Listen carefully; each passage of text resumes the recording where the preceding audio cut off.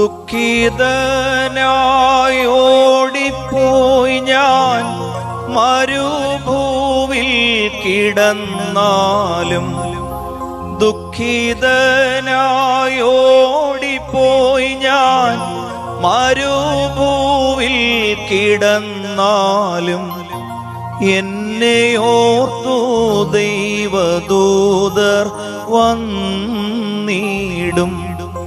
എന്നെ കാവൽ ചെയ്യുവാൻ ദിനം തോറുമെപ്പോഴും.